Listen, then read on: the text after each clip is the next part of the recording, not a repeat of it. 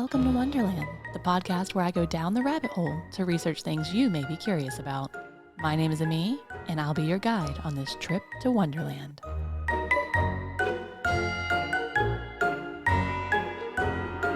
Welcome, my pretties, to a spooky edition of Welcome to Wonderland. Did you know that my most downloaded episode ever is my Halloween episode from last year? You guys seem to really enjoy learning about the origins of spooky season, so I thought I'd do another Halloween-themed episode for us this year. I wonder. I wonder. I wonder. I wonder. I wonder. I wonder. I wonder. I wonder. I wonder.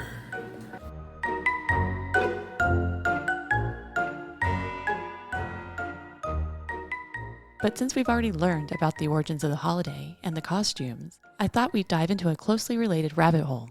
So what might we be wondering about today? Place is it's a haunted house. A haunted house. If you're too scared, get out. A haunted That's right, we're going to talk about haunted houses. So join me, if you dare.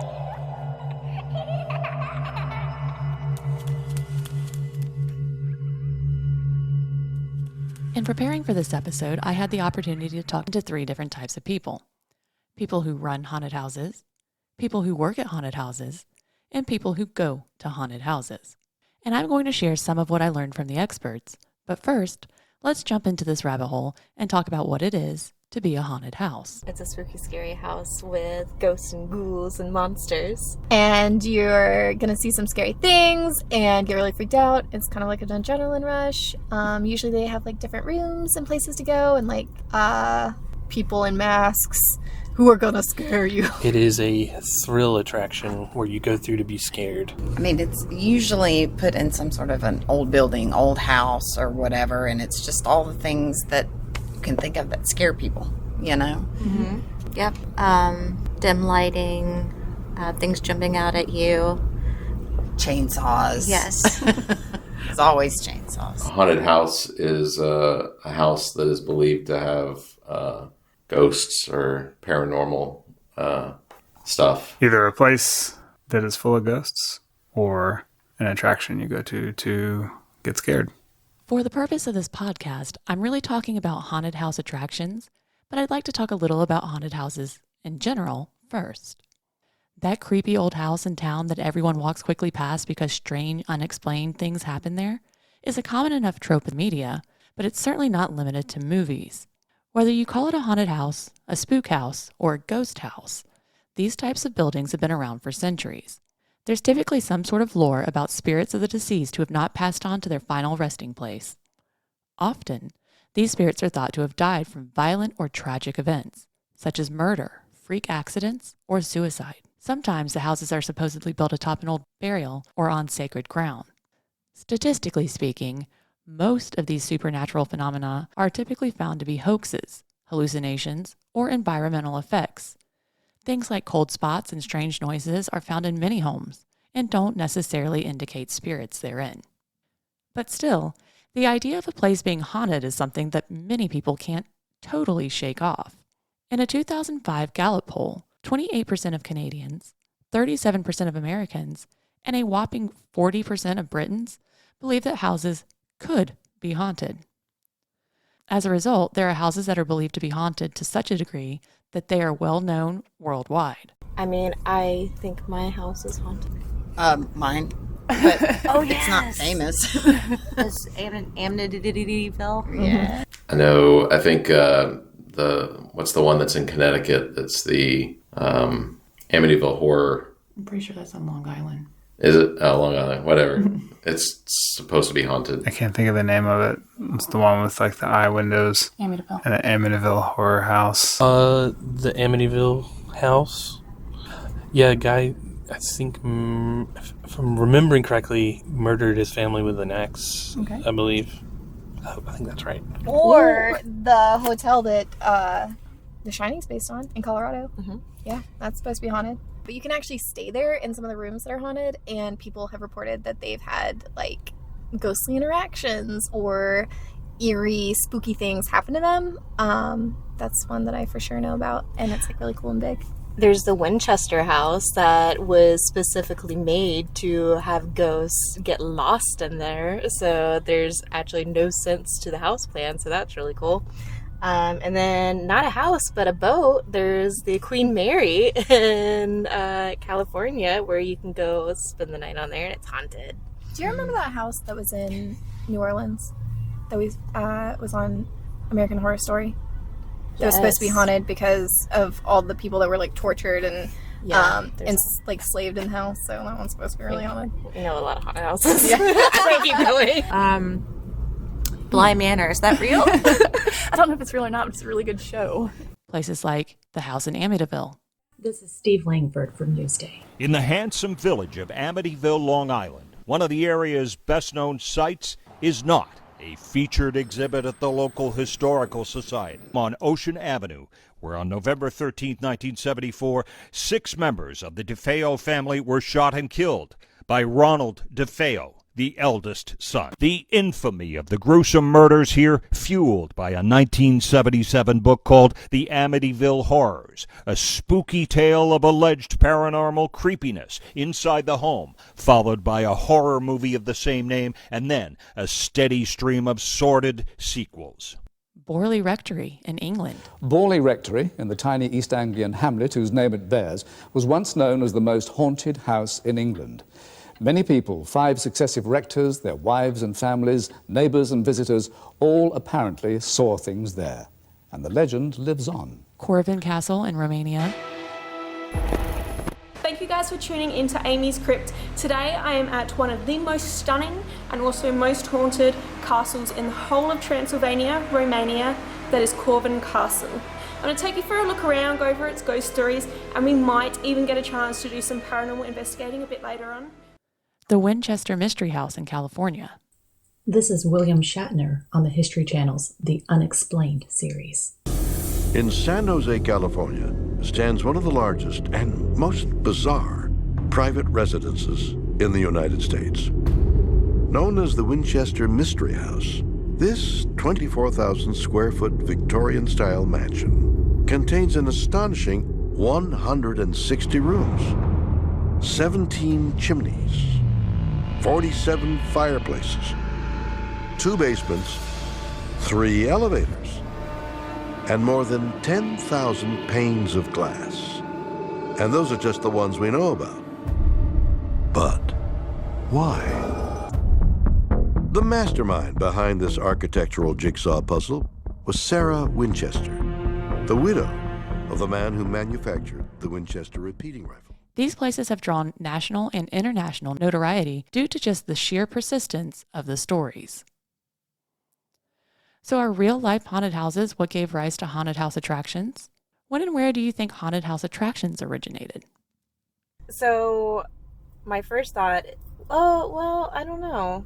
Because, people back in Victorian times, I think, did, seances and tried to, they had, a very morbid fascination with that kind of stuff, I think. But I would say probably more, probably the 90s or 80s or 90s when people really started going to haunted houses. I would say the Salem Witch Trials because they really set us up for spook. I'd probably think that with the rise of scary movies, people were probably wanting to go do haunted houses. Satanic Panic, yeah. Oh, I assume it's probably one of the a carnival place, Long Island. Long Island's got whatever that big carnival is. Coney Island? Yeah, Coney Island, I guess. I think that's probably, it was just set up as a fun house that was turned scary, and then I think that built into the attractions that we see now. Maybe the 70s in, I don't know where. I would probably say the 80s. I could see it coming out in the 80s. Just that aesthetic was horror, with Beat It coming out or Thriller, coming out and stuff like that. I don't know. I'd say maybe the 40s or 50s, but I I don't know why, other than, you know, when kids are trick-or-treating, there's always that scary house, you know, somewhere along the line, and maybe somebody thought, hey, that'd be a good way to make a profit. I tend to want to believe that it's so much longer ago than that, like 1600s, but, you know, maybe not in the way that we think of them now, but like they were born of that. But I don't have any basis of knowledge to confirm that. Just a feeling. It's kind of a gut feeling. Yeah. Some believe the origins of haunted house attractions can be traced back to 19th century London. A series of illusions and attractions introduced the public to a new form of macabre entertainment. In 1802, Marie Tussaud created quite a scandal when she introduced audiences to a wax sculpture exhibition featuring decapitated French figures, including King Louis, Marie Antoinette, Marat, and Robespierre. She dubbed her display the Chamber of Horrors, a name that continues to stick to the Wax Museum today. Around the turn of the 20th century, the closest relatives to modern haunted houses began experimenting with macabre themes. The Grand Guignol Theatre in Paris gained notoriety for its onstage depictions of graphic dismemberment. In 1915, in Liphook, England, one of the first known ghost houses debuted on the fairgrounds. The Halloween-themed haunted houses we're used to, however, largely emerged during the Great Depression in the United States. If you've listened to my previous Halloween episode, you know that vandalism and Halloween went hand in hand.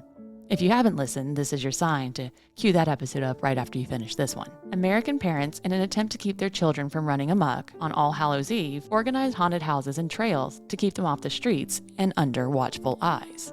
A 1937 party pamphlet details for parents how to create a trail of terror in their own home. An outside entrance leads to a rendezvous with ghosts and witches in the cellar or attic. Hang old fur, strips of raw liver on the walls, where one feels his way to dark steps. Weird moans and howls come from dark corners. Damp sponges and hairnets hung from the ceiling touch his face. At one place, Tiggy, who is a guard dressed as a dog, suddenly jumps out at him, barking and growling. Doorways are blockaded, so guests must crawl through a long, dark tunnel. At the end, he hears a plaintive meow and sees a black cardboard cat outlined in luminous paint. Early on, these haunted houses were small, non-profit affairs held in residential neighborhoods. By the mid-1900s, larger organizations began hosting their own haunted houses as both fundraisers for charities and as commercial attractions. In 1969, one such haunted house had such a high production value and was so successful that it launched haunted houses firmly into mainstream. Haunted Mansion, of course. Of course. Probably, was it Disney? At the Haunted Mansion at Disney World? Oh, I never rode Haunted Mansion, but yeah, that is one. The Haunted Mansion. The Haunted Mansion. How did we not know the Haunted Mansion? We go there all the time. Oh, yeah. I'm a regular. A regular. Oh my gosh, that's interesting, yeah. Disney's Haunted Mansion opened in 1969 and thrilled guests with a spectral sea captain, a ghostly wedding party, transforming portraits, and a headless horseman. The ideas for the Haunted Mansion precedes Disneyland and dates back to when Walt Disney hired one of the first Imagineers. His first known illustration of the park, in 1951, features a Main Street setting, green fields, a western village, and a carnival. A black and white sketch of a crooked street leading away from the main street by a peaceful church and graveyard with a rundown manor perched up on a hill that towered over Main Street. Disney, it turns out, hated the idea of a rundown building in his park, and after visiting Winchester Mystery House in San Jose, California, decided to go with a more elegant exterior and a spooky interior. Haunted house attractions have continued to become more elaborate than their original versions. American Haunts estimates that there are over 1,200 haunted house attractions that charge admission fees now. Some of these haunts are fundraisers. The United States Junior Chamber, Jaycees, for example, encourages its membership to construct haunted houses as a charity fundraising event, something they started doing in the 1970s. One of such still active Jaycee-run haunts is right here in Columbia, South Carolina, and it's called Hall of Horrors, run by the Cayce-West Columbia Jaycees. I had the privilege of chatting with O'Shawn McClendon. It's the creator of nightmares. O'Shawn continues to give life to the Hall of Horrors with a new storyline and scares year after year. I also got to speak to Scott and Lori Stepp. We always, as a family, have loved Halloween. The Stepps run the Dark Castle haunted attraction out in Elgin, South Carolina. I asked each of them what got them into making haunted houses.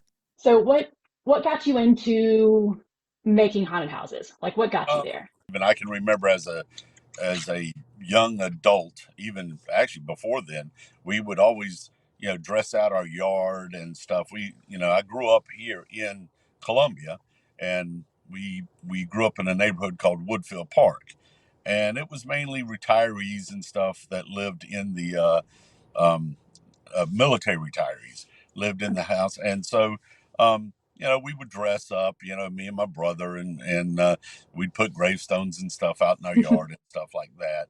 Well, as the progression goes on, right, you start dating and things of that nature, and me and my wife, we would go out to haunted houses and stuff like that, and literally I would dress up, and back then, we're talking the '80s here, like the early, and we would dress up and stuff like that, and I actually could scare some of the actors the way I was dressed up going through the haunts and stuff back then. So Ooh. I'm a big guy, and it depends on what I was dressed as.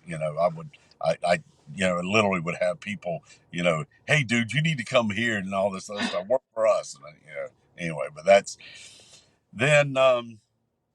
Then in 1999, my father-in-law, Larry Oates, decided to try his hand at the business. So he was the first one that actually got into like doing the business aspect of it. Found a place to rent.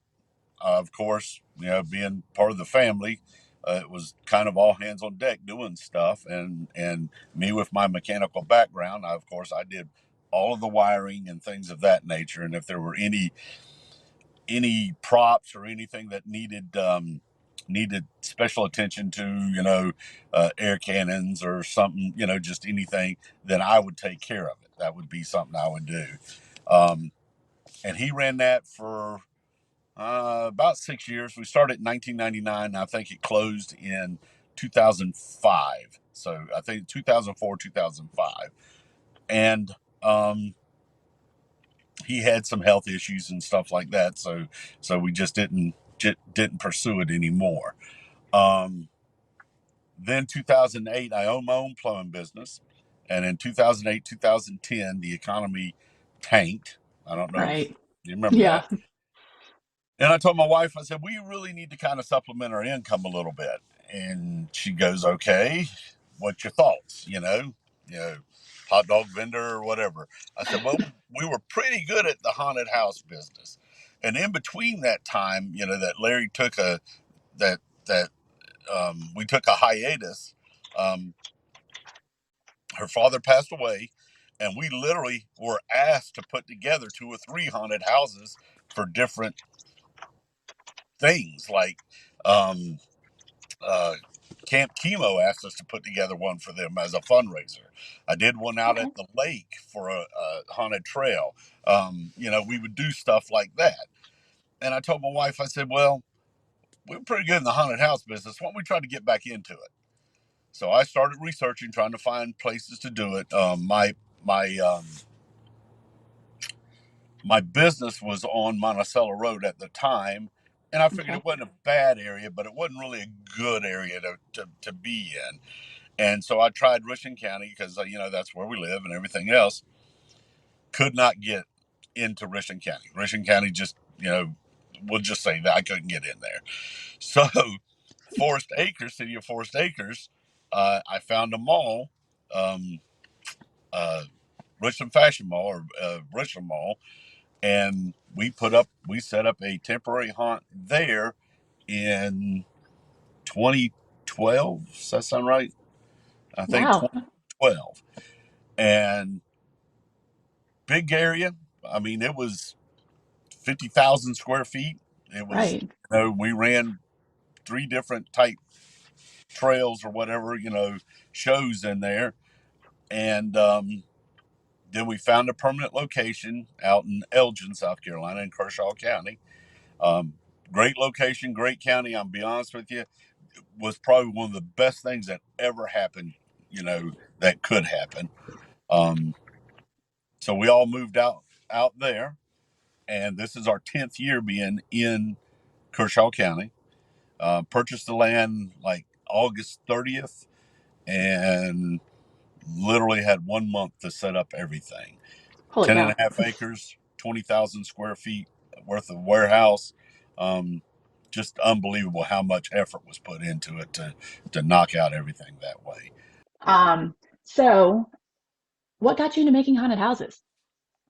So, me and haunted houses go way back. My love and creativity for like spooky things is kind of what led me into the haunted house field. But as a child, I always knew that I was going to be like an engineer, an Imagineer, working at Disney, creating the rides and like those unique experiences. Because as a child, my parents took us to all the parks. So, we've been to, Universal, to Disney, to anywhere you could imagine as a child, any one of the theme parks. So just as a young person, I was always inspired in just the creativity behind it. I'm always one of those like almost like theme adjacent to this podcast, like I wonder, like, how do they make this? Like, what goes on behind the scenes? So even when I visit other people's haunted houses and like visit their yard displays or whatever it is, I'm always that person in the back of my brain, just kind of like, how does this work? What makes it happen? How can I do it? So with that like wonderment, I guess, is that a word? With I'm gonna that take like it. that intrigue that I had with just like the creativity and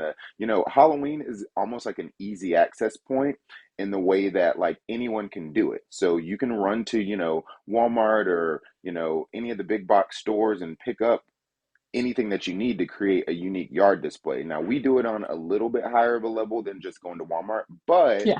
still, if you wanted to get in it, that's how you get your foot in the door. And then that opens up gateways to like the trade shows that we go to. And then they have the masks and the costumes and the props and everything that you need to run a haunt. So that's just kind of how I got inspired and, wanted to do haunted houses. Haunted houses have come a long way from hanging wet sponges from the ceiling and furs on the walls.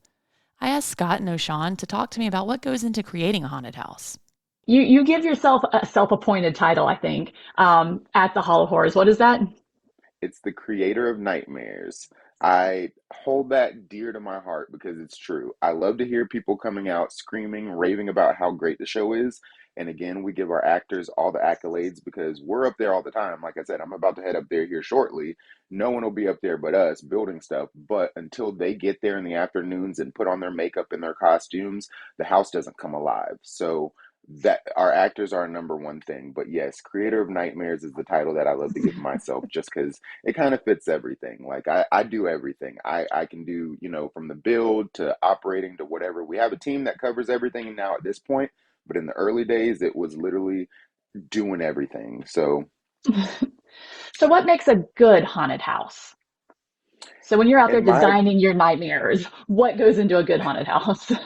In my opinion, it's a mix of everything. So you have your flashy shows that, yes, they have a lot of money, but is the heart really there? And then you have shows like us where we might have a little less money, which, obviously we're working on that. But until you can get to the level of having $1 million to run a show, then you have to really rely on your creativity. So we're very fortunate and blessed to have a team behind us that, I just sewed my own costume. Second time touching a machine. I did a pair of overalls yesterday for my costume this season. It's just that stick-to-itiveness that, you need to have the passion behind running a haunted house in order to do a haunted house. So you can have all the money in the world, but honestly, I think it's the creativity. And then also, like I said, our actors. Until you have those people in the doors that bring the show, your creative vision to life, then you don't really have a great show. So how do you go about deciding a theme each year? Realistically, it's just kind of what's in my heart. The last few years I've been very fortunate. Like last year, I don't know what I was doing. I think I was watching like I don't remember that vampire show that everyone's really into. I'm not really into it, but like I've seen a couple episodes of the first season and I was just like, you know what? Now it's time to bring back vampires. And then lo and behold, we get to the trade show and everything on the trade show floor is themed behind vampires. So I was like, you know what? Really hit the nail on the head this year.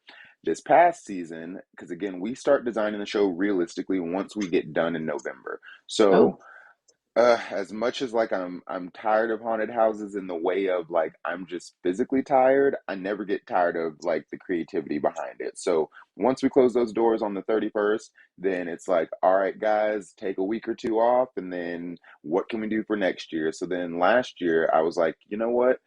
Vampires were really cool the year prior. Let's do like a farm theme. We hadn't done that in a while at our show. So literally just pick that up out of nowhere, get to the trade show this year. Everything is scarecrow themed. Everything is like farm related. And I was like, this is 2 for 2. So we'll see what we have in store for next season. Maybe I can do 3 for 3, but I Do you wouldn't already hold my have some breath. ideas that are washing around up here? Well, to be completely honest, I think because we invested so much in the show this season, we're gonna kind of like spin it for the next few years. So Sure. while we're gonna change up rooms and everything, generally we'll flip the entire show in the way that like we'll pick a new theme and we'll take out major set pieces. So I think that's what we're gonna do for this next, year or two. Okay. Maybe reimagine the story, do a part 2, or maybe a whole completely different story, and then we might bring you in a different way because we're famous for doing that. We might bring you in the side door, we might bring you in the other door, the back. Like this year, it's the back of the building. So we switch up our flow because from year to year, generally the customers don't remember anyway. You go through one time, and that's just the experience. So realistically, we probably could put a lot less effort than we do, but we just enjoy it so much that we flip everything. So next year it'll probably be farm adjacent, but a lot of new fun things that we didn't even get to do this year. Like there's still things that I'm going up there now to plug in because it's like, oh, didn't get to do that the first few weeks. So the show's always evolving. In your opinion, you've been doing it for a while. What makes a good haunted house? Like, what is it that I assume you have to come up with a theme each year? Do you change it Right. up? Like, what? Well, What goes into that? needs to be entertaining. Okay, that's our first. That's our first endeavor is entertainment. Okay, we're not necessarily always going to scare you, if that makes sense. So we want it to be entertaining no matter what. Our mission statement, I think, puts it just exactly how we want it. We want to provide a safe place in which we can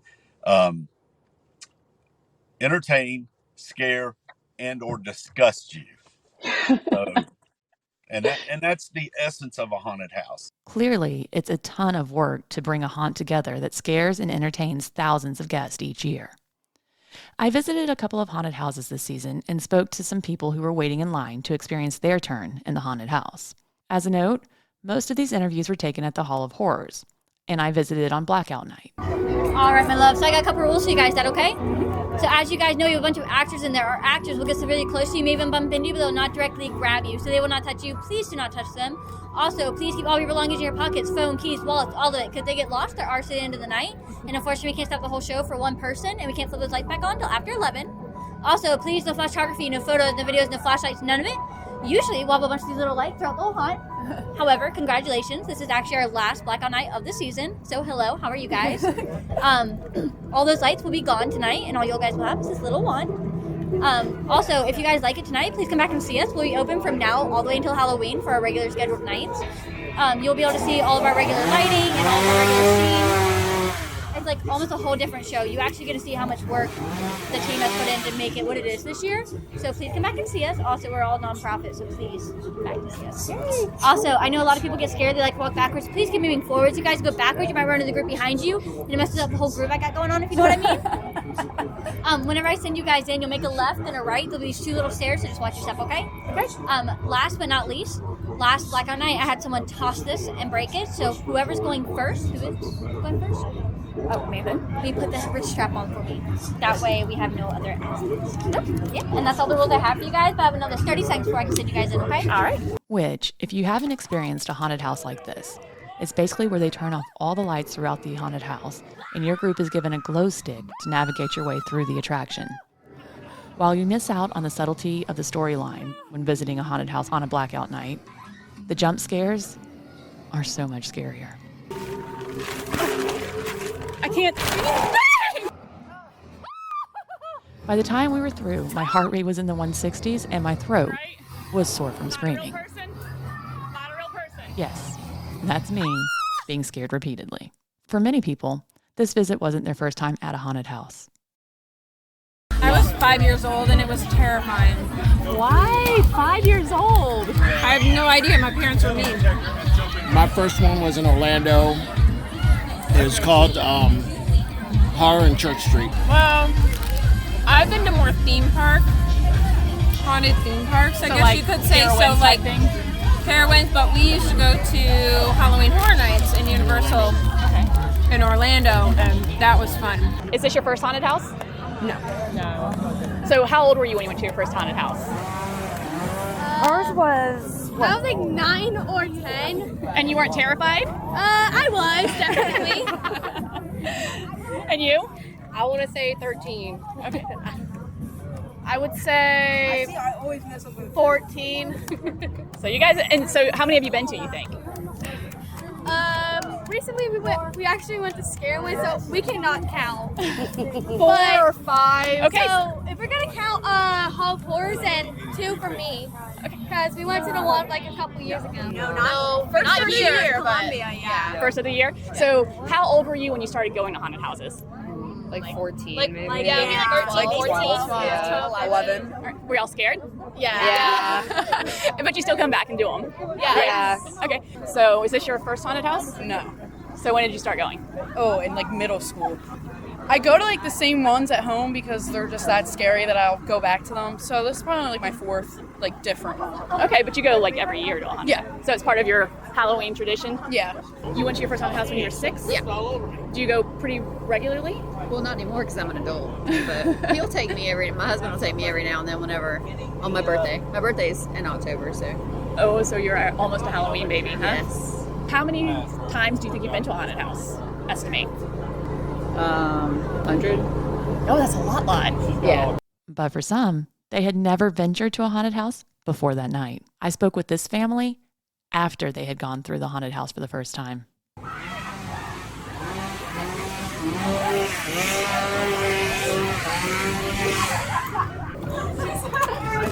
Did you have fun?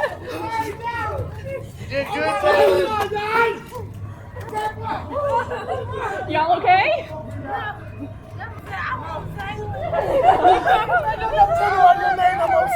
The one that just jumped out the window. Come around that corner. Oh no. I want to go home. I want to go home. I'm glad I pissed her. Was this your first haunted house? Yes, it was. For all of you? Yes. Oh my goodness. Yes. So how did you like it? I liked it, and then you can't see. So I definitely want to come back where you can see, so we can see the different props. Oh yeah. I like it. The props are fantastic. So I've been through both ways, but it's definitely scariest tonight. It's a good first experience. Yes. So what was the scariest part to you? They're coming out the window. They be coming out every time. You come around that corner, they just looking at you like, what the world? Who I screamed? like the pig part. Who screamed the loudest? I know I did.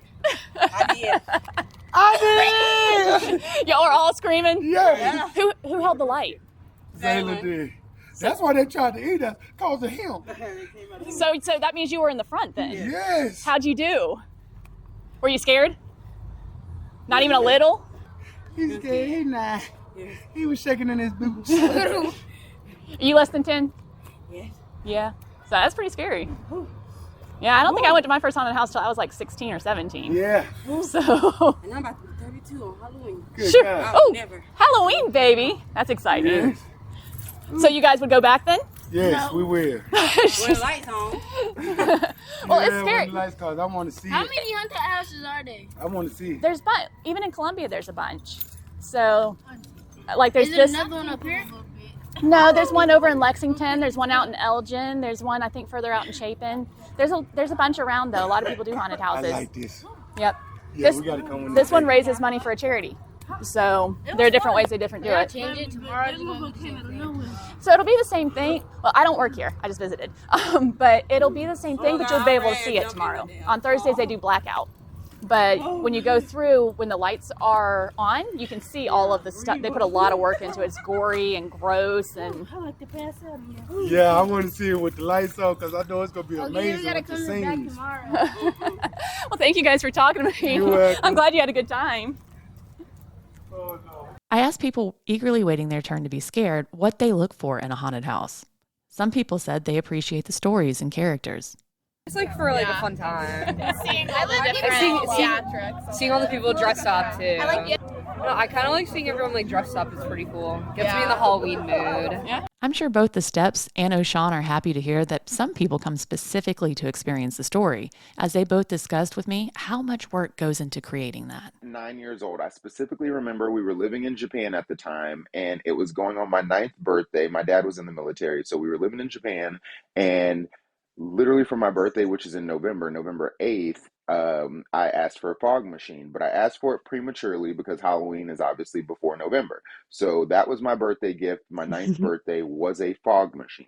And when I tell you, I think I still have that fog machine somewhere to this day, like in storage or whatever. Like, I mean, it probably doesn't work, but 9 years old was about the time that I started doing yard displays. And then every year it would evolve from there. So from a simple fog machine with like a little cutout box, like I did like a graveyard cutout on a box that the machine was in, and there was a bowl of candy that sat on top. 9 years old. I'm not out trick-or-treating. I'm passing out candy because I'm like, ooh, this is fun and spooky. And every year it just evolved from there. So then when we moved to California, our whole neighborhood got into it where people were doing yard displays. And I asked my parents to do like a haunted thing in the garage, like just an elevated display in our garage. And from there, it just kept going and going. When we moved here to South Carolina, we had property behind our house, and I was like, can I do a trail back there? So that trail led to something bigger. And then past that, I got in college and, involved at the theme parks. I used to work at Scarewinds. After I came back from Scarewinds, I got involved with the Jaycees at the current haunt that we're at.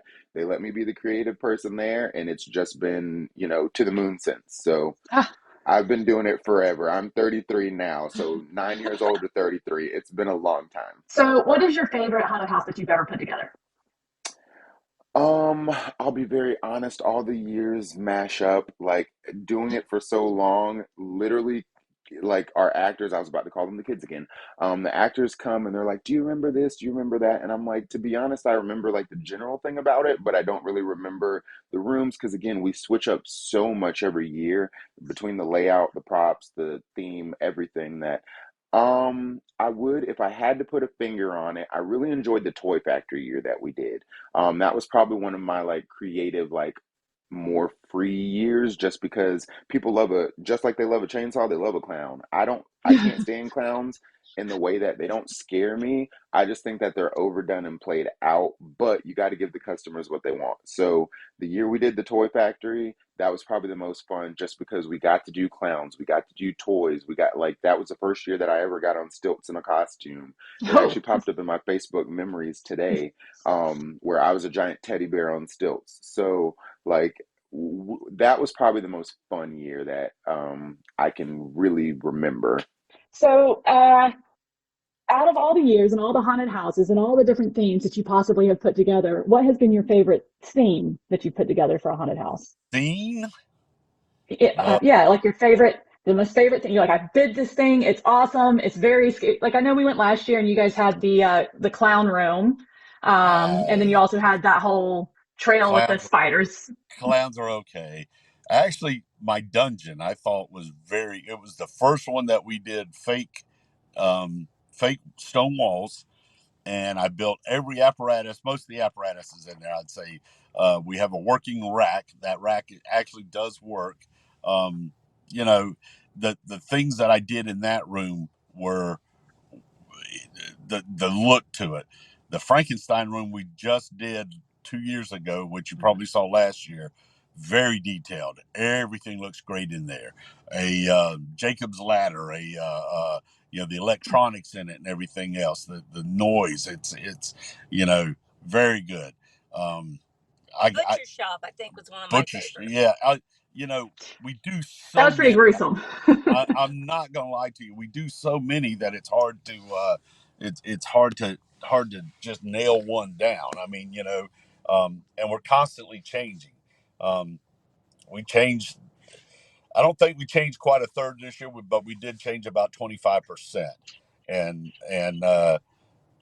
even if we don't change the room, if it might be the same theme, we do a lot of changing the scare adding, like one of them, we just went and lowered the ceiling. We added more visual effects and things like that.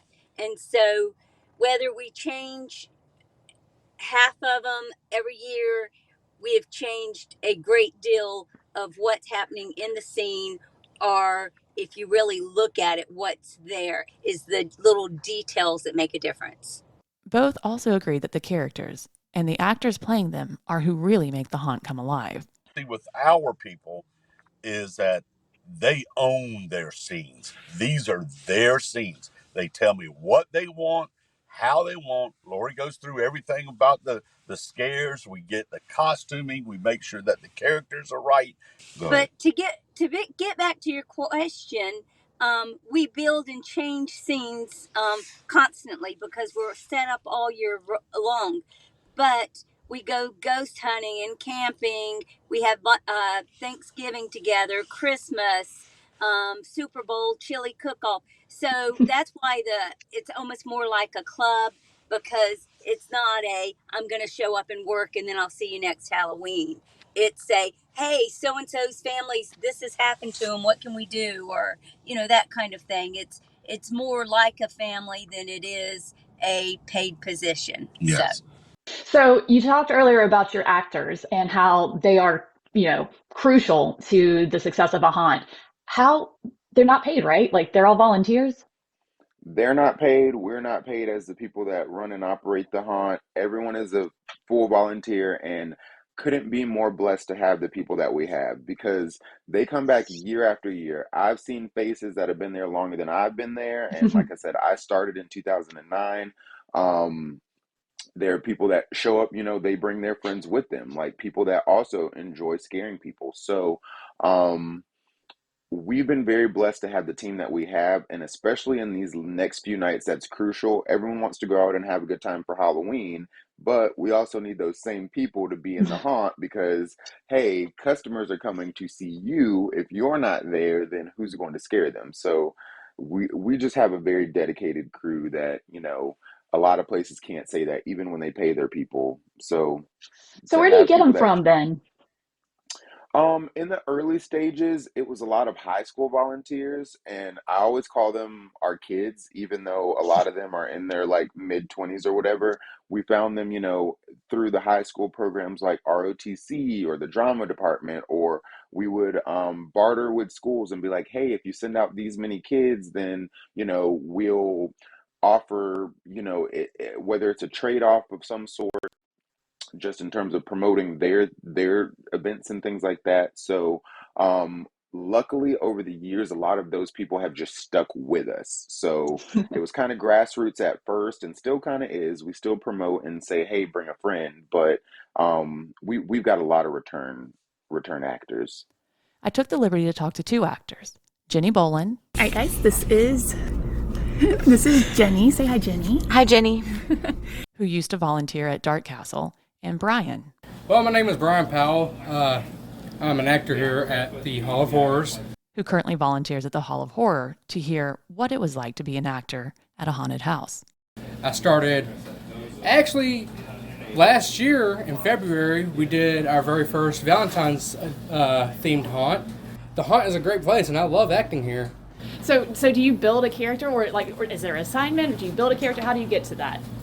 Well, last year the theme was based on the show True Bloods, the vampire show, and basically the first section of the haunt was done up to be like a factory where us vampires trick humans to come in to donate blood, basically to keep vampires fed, but we're actually tricking you and actually draining you of your blood.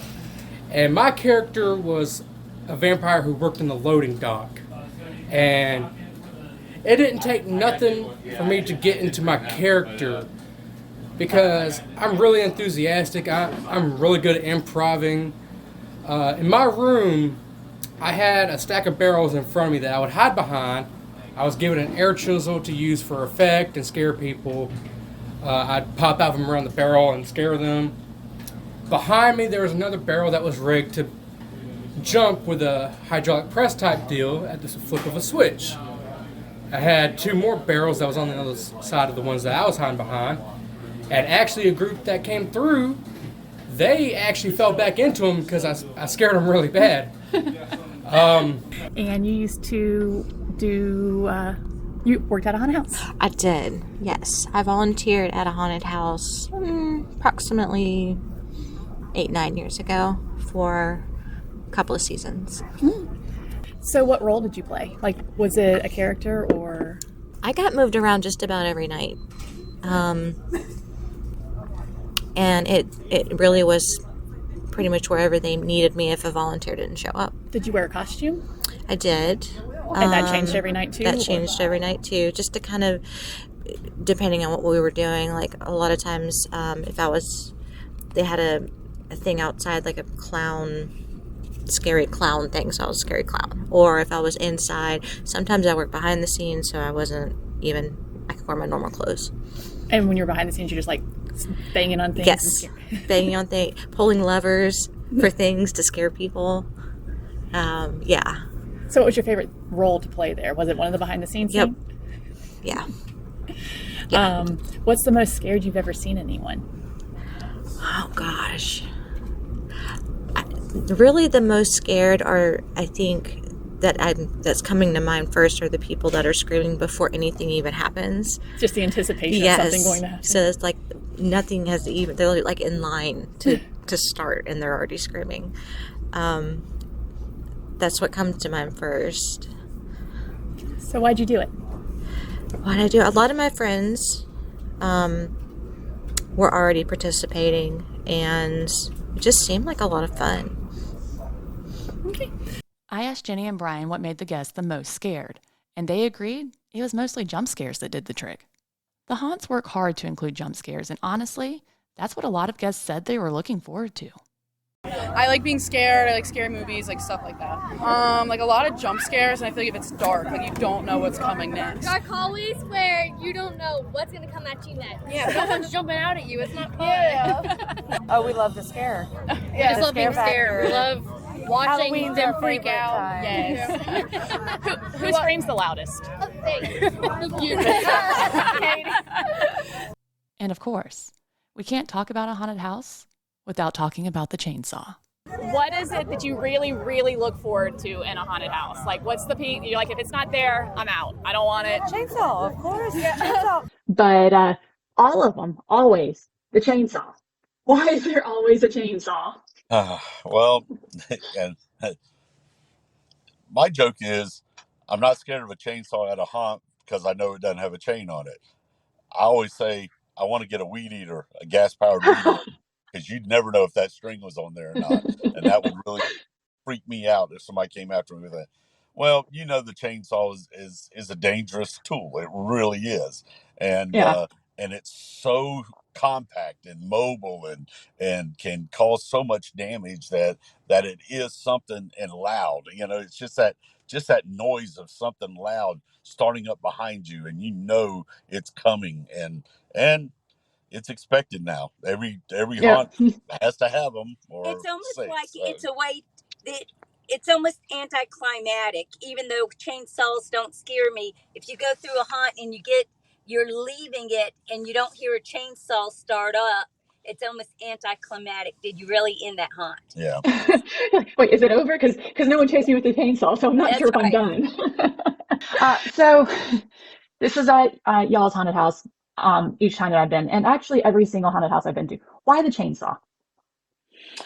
Chainsaws are a necessity. The year that I tried to kill the chainsaw, video killed the radio star, but I tried to kill the chainsaw the year that we did a manor theme, and the customers were not having it. I don't know who started the chainsaw in haunt lore.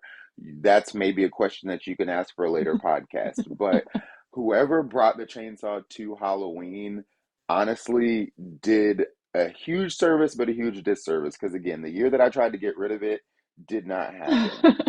I was like, a chainsaw doesn't belong in a voodoo manor. Didn't have a chainsaw at the end, and customers rioted. So we were like, you know what? Add a chainsaw, whether it makes sense or not. So it wouldn't be an episode of Welcome to Wonderland if I didn't go down a side rabbit hole.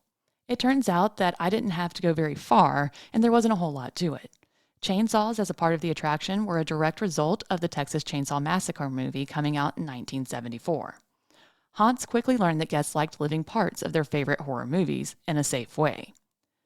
When you hear horror, what's the first thing you think of? Movies. If you hear the word horror, it's a horror movie or a horror flick. It's a horror this, right? Yeah. So a lot of your themes are going to come from the movies, okay?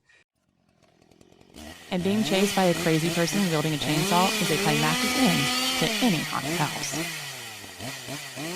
While researching the chainsaw aspect of the haunted house, I also came across a 2011 court case where a guest at a haunted house believed the haunt to be over, only to have a costumed actor with a chainsaw come at him after he exited the fence. This is called the Carrie effect, where the audience is led to believe that the terror is over, only to be given one last jolting scare. The guest was so scared that he began to run, falling and hurting his wrist. He attempted to sue the haunt, but ultimately summary judgment and appeals court determined that the haunt was not at fault. The justice's conclusion was that, quote, being chased within the physical confines of the haunted trail by a chainsaw-carrying maniac is a fundamental part and inherent risk of this amusement. The defendant voluntarily paid money to experience it. While both Hall of Horrors and Dark Castle are very fun and scary haunted houses, their primary intent is to entertain, and yes, scare, patrons. But there is another level of haunted houses gaining more and more popularity each year. Have you ever heard of an extreme haunted house? I think the one, I don't know if Barrett said it in another podcast, but there's one where they truly try to torture. No, it was in, yeah. Anyway, they're trying to truly torture you during the experience, not just jumping out of startle you, but I don't know where it is, and I don't know exactly what the name is, but I know that there's at least one haunted attraction somewhere in Middle America somewhere, but they require that you sign a waiver, and that I think if you make it all the way through maybe it's like the 14th floor or something like that, but if you make it through all the levels, then you don't have to pay, or you get refunded or something like that. But the actors supposedly are allowed to touch you or whatever. You can't touch them or react to them in a equal manner. But I think that is supposed to be one of the most frightening or extreme. There was one in California or New York, one of the two, but you had to sign a waiver to go in, and they can not hurt you, but kind of hurt you and touch you and grab you and restrain you. That seems terrifying. Okay, so there's this place in Tennessee. I don't know the name of it. You have to sign a waiver before you can go there, because this guy will put you through the ringer with all this stuff. Yeah, I think there's one in California that also you will potentially get your money back or win a lot of money, and if you get through it, but nobody really gets through it because people can touch you. They can do crazy things, and I don't want to be touched by anybody, but I think it also just has a lot of different rooms and levels to get through before you actually could potentially make it out. So it's very, very rare. I will say the guy in Tennessee, he says that it's a haunted house and everything, but it definitely looks like he just tortures people. There's nothing ghoulish or haunted about it. It's just him torturing people. One of the biggest rules at any haunted house that I've visited is no touching the actors, and the actors won't be touching you. Will get really close to you, may even bump into you, but they'll not directly grab you, so they will not touch you. Please do not touch them. But in some of the most extreme haunted houses, the employees at the haunt may make full contact with the guest and include a chance that the guest may be subjected to mild torture, including simulated drowning, simulated assault, and light electric shock. Typically, guests are given a safe word if they wish to stop the haunt. One of the most notorious of these extreme haunted houses is the McCamey Manor in Tennessee. This is audio from Hulu's Monster Inside official trailer about McCamey Manor. So very young, I got obsessed with horror. I just think it would be fun to survive a horror movie, but I had no idea what I was getting myself into. All right, guys, she's doing really good tonight. I've always loved haunted houses. Growing up, I loved going to them. It's healthy to be scared. But an immersive horror experience, you can't compare these things together. They're longer, they're more intense. There's no topic that's off the table. Everybody's going to wonder the why. The why is different for every individual. There are people who need challenges. They need risk. I don't think that this is any different than mountaineers or people that skydive. I was drawn to it because it was unusual. I thought that this was gonna get me a little bit of fame. But every horror movie has a monster. I'm the owner and creator of McCamey Manor. McCamey Manor billed itself as the most extreme haunted house in the world. Got this, okay? You got it. I am here because I want everyone to know the truth on Russ. You made a big mistake. Russ McCamey aspired to be an entertainer and became the torturer. You go to McCamey Manor, you might not make it out. They drug you. Your hair may be chopped off. I was like, how is this possible? It's a straight up cult. The list is long. There was a $20,000 money prize. Some people are enticed by that money. Today's the day for my McCamey Manor tour. How bad can it be? Let me go see. The show's never over with Russ. Under the law, even if they have signed a waiver, it's a violation of your consent if that control of your consent is actually taken away. I started to get some weird feelings from Russ. You have a tired little puppy here. And that's when it got violent. How would we stop him? Please stop, Russ. Please do not come here. Russ is the great danger. It's not going to shock me if someone dies one day. Come on, everybody. Come on in.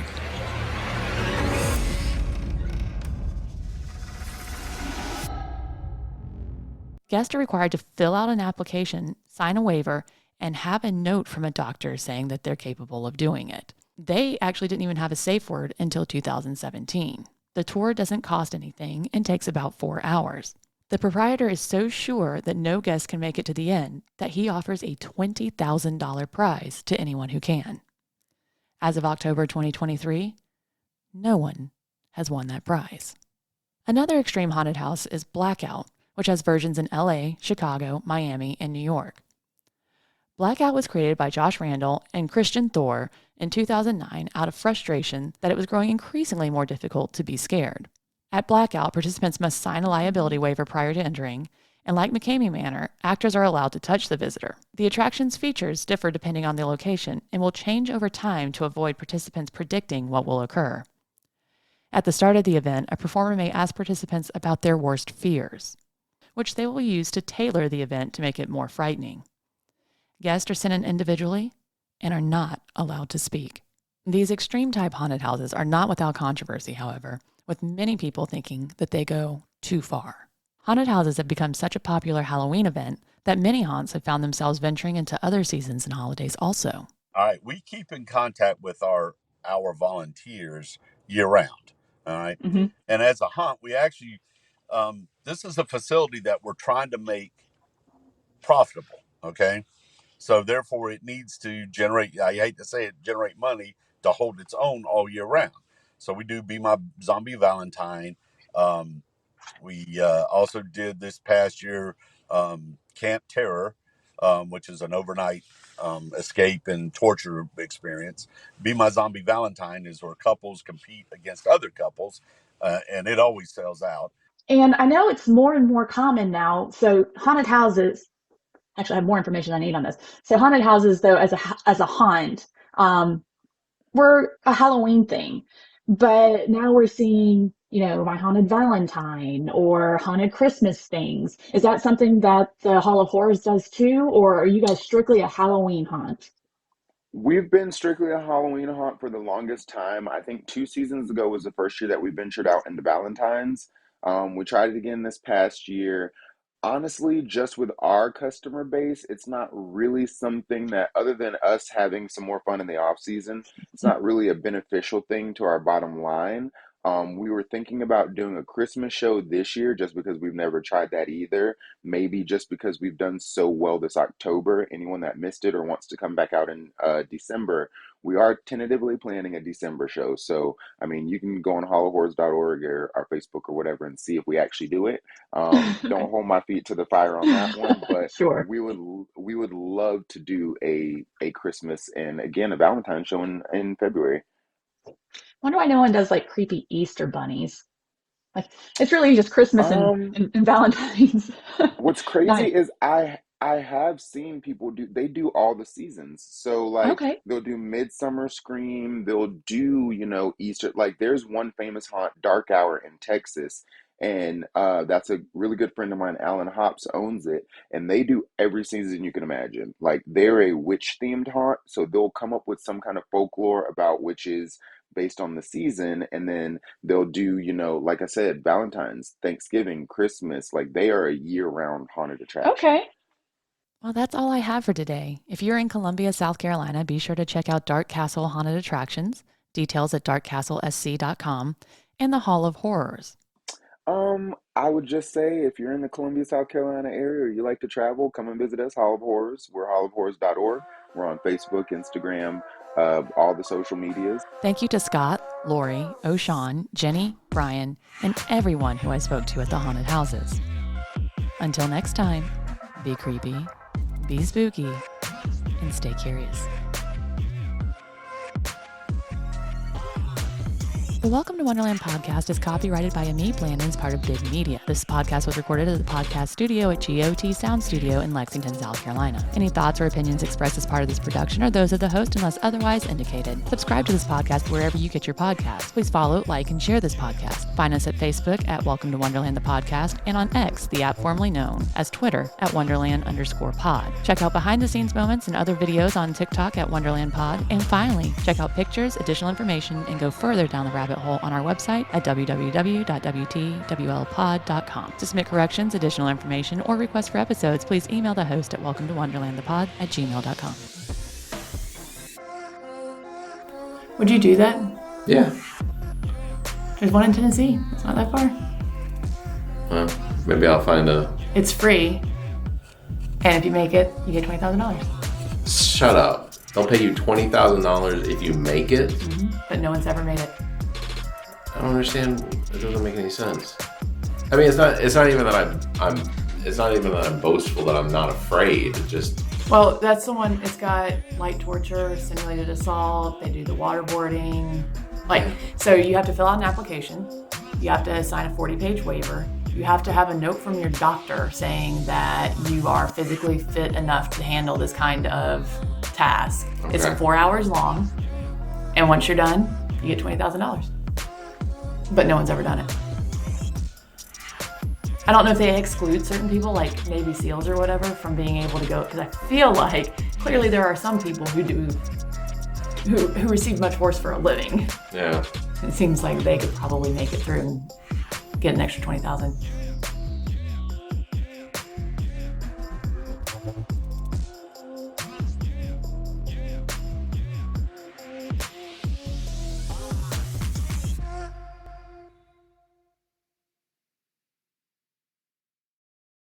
Fun fact, I got to do the chainsaw one night and I was so excited, but I couldn't get the momentum and I was so sad.